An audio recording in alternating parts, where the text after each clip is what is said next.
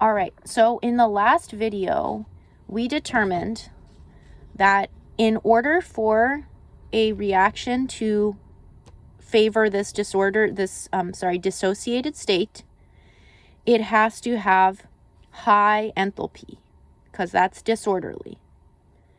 And the only way it can get this energy is if it gives up some other form of energy. So the potential energy has to be low in the disordered state so that it can have high kinetic energy, which is disorderly. So now we have to figure out, what does it mean for potential energy to be low? What do we really mean by this? So let's dive in. So when we're predicting acid strength, we're asking how much of the acid is going to turn into this base form.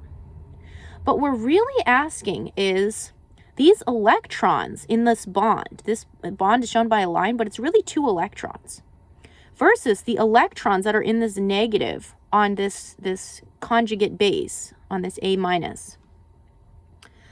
Where are these electrons having lower potential energy? Do the electrons have lower potential energy here or here? Because when we're talking about here, like, oh, does this have lower potential energy or does this have lower potential energy? We're really asking these electrons in the bonds, where do they have lower potential energy? So low potential energy, we also call stable, meaning you would need to add energy to change this state. It needs an influx of energy to change. So that means stable, that means low potential energy. It is not going to change without an influx of energy. So if we're comparing this blue and orange acid, which is a stronger acid? Well, we could also ask the blue conjugate base versus the A conjugate base. Which is a more stable conjugate base?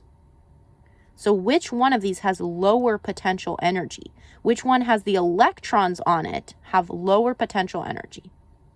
Conjugate means the other version of your acid, and base means the version without the H+. So these are conjugate bases. So when we're predicting acid strengths, we're comparing 2 acids. We're really asking, in which conjugate base are the electrons more stable, meaning lower potential energy? And remember, if they have low potential energy, that means they can convert that energy into this disorderly enthalpy, and they can favor this dissociated state. So that's why our strong acids are going to need a really stable conjugate base with low potential energy. All right, so now, what is electrical potential energy? Let's dive a little deeper into what we mean by this. So these both have 10 protons plus forces. So if we're thinking about an atom, this is our nucleus, and these are 2 different atoms. So in this one, the nucleus is pulling these electrons closer to it because positive and negative attract. And in this one, there's the same number of protons, so there's the same force that's pulling these electrons. So these electrons have to actually be resisting, because if there's the same force pulling them, these electrons got this close. So they have to be resisting a little, because otherwise they would literally be smashed on top of each other. So these electrons are resisting a little bit. These electrons are resisting a lot. Look how much space is here of they're being pulled towards it, but they're not going. They're resisting it. So there's more potential energy that's required to resist this force. So this has more potential energy. This is less stable. Okay? This is more stable. This is not going to change easily. This is very unstable. This could easily change. All right, let's continue on to more realistic example. So, electronegativity. So we're just going to focus on the top part of this page for now. So this is a drawing of two different atoms. So I've drawn the valence electrons as this light color. All the other electrons are this darker blue.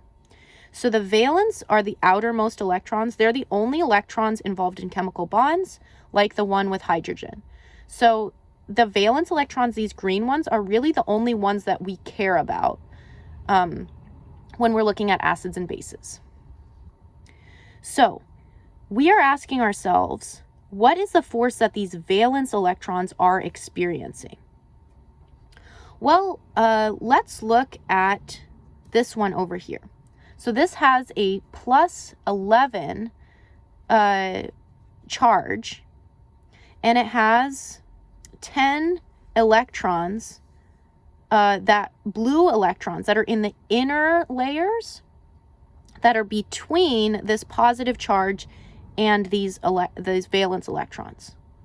So we've got a plus 11 charge pulling the valence electrons in, and then a plus 10 charge pushing the electrons out from these other electrons. So these blue electrons we call shielding electrons, because minus and minus repel. So you can think this electron here is pushing that valence electron out. And all 10 of these are pushing the valence electrons out. So the plus 11 nucleus pulling them in, plus 10 shielding electrons pushing them out. So that's the situation we've got here. This one also has 10 shielding electrons. The reason it has the same is because as you go, this one is towards the left of the periodic table, this plus 11 one right here. And as you go right, you only add one more proton in the nucleus at a time. Boom, boom, boom, boom. As you go right, you are filling up the empty spots in the valence electron. So this filled up one electron, this filled up another, then we're going around, we're filling up this one, this one, this one, this one, this one, and then we have this empty one here. And like the next atom in the row would have this one filled. So because you're going around filling the outside ones, the inner rows are already filled. So these two both have the same number of shielding electrons because they both have the same number of inner shells filled. As you go right in the periodic table, you are not touching the inner shells.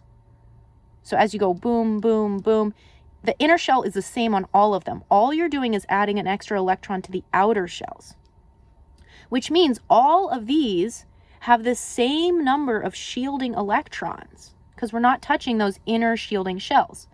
But we are getting more and more protons. Each time we go to the right, we're adding another positive charge to the center. So, this has the same shielding effect pushing the electrons out, but this one has more of a charge pulling it in. So if you think about the charge, the amount of force pulling this valence electron in towards the center, it is greater than this one. So as you fill up your valence going to the right, the atomic radius gets smaller and smaller. The electrons on the outside get pulled to the inside more and more.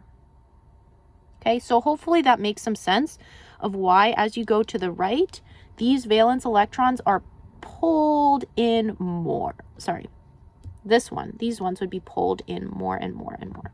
Okay, all right. So how much these electrons are pulled in and like overall the force of the nucleus on pulling the electrons is called electronegativity. So as you go right along the same row, the electronegativity increases. There's one more thing, and I want you to ignore these two. I crossed them off. I messed them up. We're going to look at these two. The other thing you need to look at is as you go down. Okay, so as you add new shells, you're going down.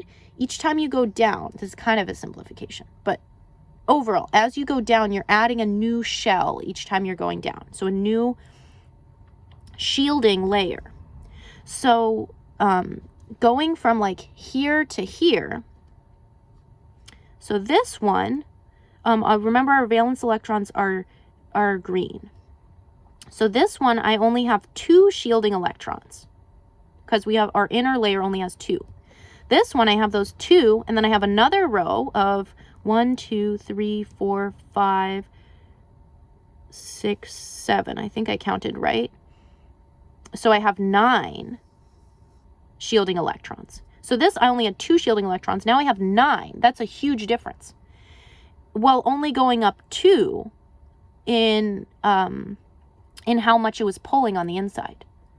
So each time you add an additional shell by going down, you push out way more. The electrons, you're adding a whole new shell, so there's a way more force pushing out and only a little bit more force pushing in.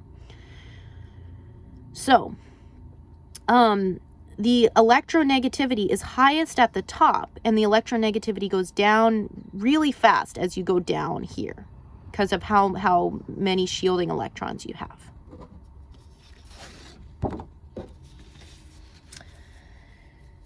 So just to finish this up, we're going to look at the bottom one because I did a better job there. Here we have only 2 shielding electrons, and here we have 10 shielding electrons. So this one has a stronger electrical force on the valence electrons. They're being pulled in more, so we say this is highly electronegative. And this electron is barely getting pulled in. We can see this force is weak because all these electrons are pushing out and it's so far away from the force that would be pulling it in. So this has low electronegativity because the nucleus is exerting a very low force on the electrons, the valence electrons. All right, this does come back to potential energy. And now that we understand electronegativity, we're going to spend the next video bringing electronegativity back into potential energy, because that's going to tell us how much we're allowed to convert to enthalpy, and enthalpy is going to tell us how much disorder we get. And the whatever wins the disorder competition, that is where the molecules are going to end up. So thanks for bearing with us as we get through the weeds, and let's meet at the next video.